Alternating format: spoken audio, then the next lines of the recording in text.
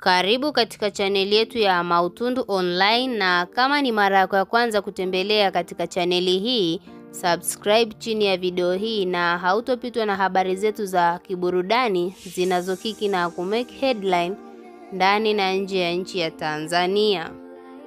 Moja kati ya story ambazo zimetufikia hapa studio kwetu ni Harmonize kuhusiana na mpenzi wake Kajala. Harmonize siku ya leo ameweza kuposti baadhi ya posti katika mitandao ya kijamii, na posti hizo ziko katika mfumo wa mafumbo. Ikumbukwe Harmonize aliweza kutangaza kwamba amerudiana na bibie Kajala katika ile sherehe ya birthday party ya Princess Yamara ambaye ni mjukuu wake na Kajala. Walionekana wana furaha siku hiyo kwa sababu walidhihirisha katika umati wa watu kwamba wawili hawa tayari wameshakuisha sameheana makosa yao ya awali na wanaganga yajayo. Sasa Harmonize ameweza kuwashangaza watu katika mitandao ya kijamii baada ya kuposti hiyo posti yake katika mitandao ya kijamii. Mashabiki zake na ambao sio mashabiki wameingiwa na huzuni na kusema kwamba Harmonize anateseka kwa ajili ya mapenzi tu na sio kitu kingine, kwa sababu kama ni swala la pesa ameshakwisha kuliweka sawa, na hata kama ni pesa kwake sio jambo la kumsumbua kwa sasa hivi.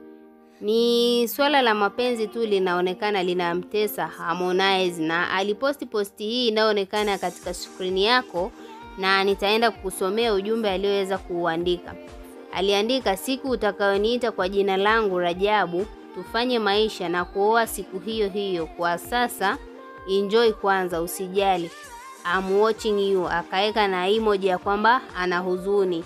Na hii posti alidedicate kwa ajili ya Kajala ambaye ni mpenzi wake, na tunaweza kusema mapenzi yao kwa sasa hivi hayako katika stage nzuri, kwa sababu Harmonize amekuwa anaposti vitu ambavyo havieleweki mfululizo katika kurasa zake za mitandao ya kijamii na zinazua maneno mengi katika mitandao ya kijamii. Wewe kama shabiki una lipi la kumshauri Harmonize pamoja na Kajala, kwa sababu ni moja kati ya watu ambao ni famous katika Tanzania na wanafuatiliwa na watu mbalimbali katika mitandao ya kijamii? Dondosha komenti yako ndani ya comment section, ambayo unaweza kufanya kama ni kuwashauri wawili hao, kwa sababu penzi lao tayari haliko katika stage nzuri. Na vile vile tunakukumbusha usisahau kusubscribe katika chaneli yetu na kuturn on notification.